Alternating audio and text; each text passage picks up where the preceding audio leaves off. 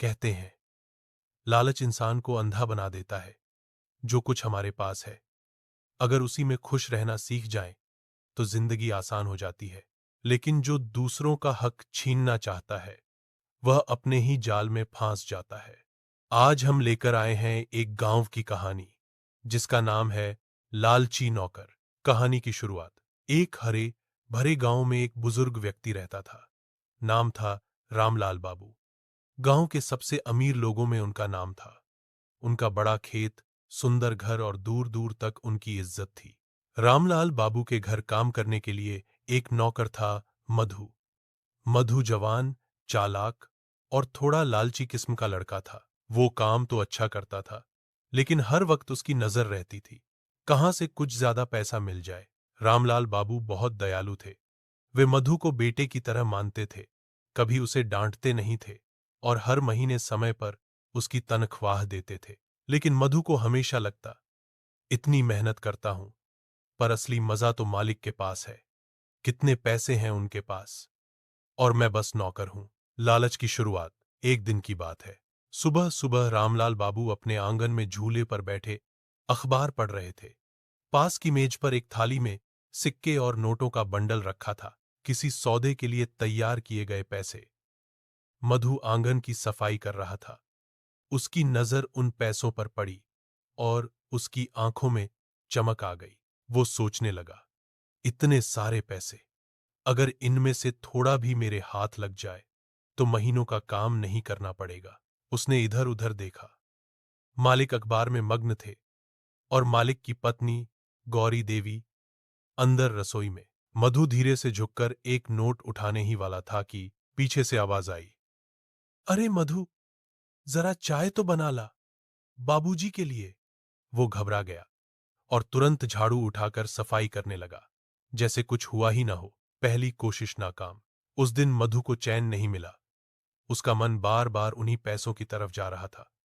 वो सोचता रहा, बस एक मौका मिले तो मैं वो पैसे छिपा दूं। रात को जब सब सो गए, वो धीरे धीरे उठा और आंगन में पहुंचा। लेकिन जैसे ही वो पैसे उठाने लगा, एक कुत्ते ने भौंकना शुरू कर दिया। रामलाल बाबू उठ गए और बाहर आए। मधु डर के मारे झाड़ू लेकर खड़ा हो गया। बाबूजी, बस देख रहा था कोई बिल्ली तो नहीं। रामलाल बाबू मुस्कुरा दिए। अरे बेटा, तू भी नहीं थकता, जा सो जा अब। मधु सोचने लगा, इतनी मेहनत से भी मौका नहीं मिला, अब कुछ बड़ा करना पड़ेगा। एक चालाक योजना। अगले दिन मधु ने योजना बनाई। उसे पता था कि रामलाल बाबू अगले दिन शहर जा रहे हैं, पैसे लेकर किसी व्यापारी से सौदा करने। मधु ने सोचा, अगर मैं रास्ते में कोई चाल चल दूं तो शायद पैसे मेरे हाथ लग जाएं। दूसरे दिन सुबह वह रामलाल बाबू के साथ बैलगाड़ी में निकला।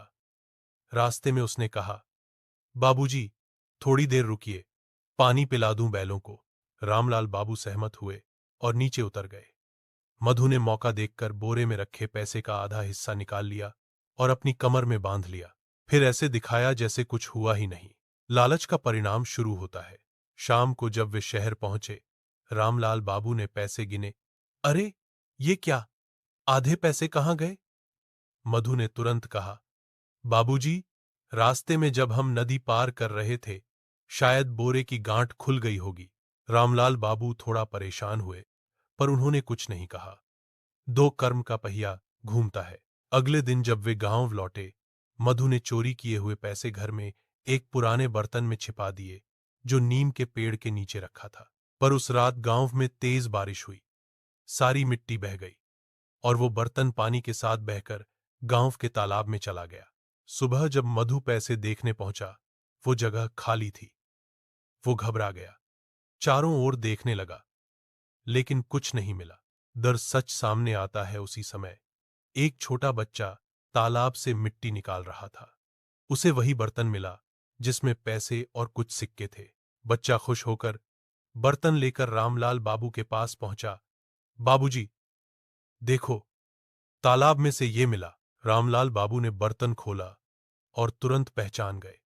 अरे, ये तो मेरे खोए हुए पैसे हैं। उन्होंने तुरंत समझ लिया कि जिस दिन पैसे गायब हुए थे, वो दिन मधु उनके साथ था। धर रामलाल बाबू की समझदारी, उन्होंने कुछ नहीं कहा। मधु को बुलाया और बोले, मधु बेटा, कल मैंने भगवान से प्रार्थना की थी कि जो मेरे पैसे ले गया है वो खुद मुझे लौटा दे। देखो, भगवान ने सुन ली। मधु का चेहरा पीला पड़ गया। उसके मुंह से शब्द नहीं निकले। रामलाल बाबू ने धीरे से कहा, मैंने हमेशा तुझ पर भरोसा किया, पर तूने वही तोड़ा। मधु रोने लगा। मालिक, मुझसे गलती हो गई। मैं लालच में अंधा हो गया था। मुझे माफ कर दीजिए। रामलाल बाबू बोले, माफी तो मैं दे दूंगा बेटा, लेकिन अब तू यहां काम नहीं कर सकेगा। जा, कहीं और जाकर मेहनत कर ईमानदारी से, बिना लालच के। अंतिम मोड़ मधु भारी मन से घर छोड़कर चला गया। गांव से दूर एक छोटे शहर में उसने मजदूरी शुरू की। वो हर दिन मेहनत करता, थोड़ा थोड़ा पैसा जोड़ता। धीरे धीरे उसने अपनी जिंदगी सुधार ली। कई साल बाद वह वापस गांव लौटा। रामलाल बाबू अब बूढ़े हो चुके थे। मधु उनके पैर छूते हुए बोला, बाबूजी, आपने मुझे जो सबक दिया था वो मेरी जिंदगी बदल गया। अब मैं समझ गया हूं कि लालच से कुछ नहीं मिलता, सिर्फ पछतावा। रामलाल बाबू मुस्कुराए और बोले, अच्छा किया बेटा, अब तू सच्चा इंसान बन गया है। सीख, मॉरल ऑफ द स्टोरी। कहानी हमें सिखाती है, लालच इंसान को विनाश की ओर ले जाता है। जो मेहनत से मिलता है वही सच्ची खुशी देता है। झूठ और चोरी का रास्ता हमेशा असफलता की ओर जाता है।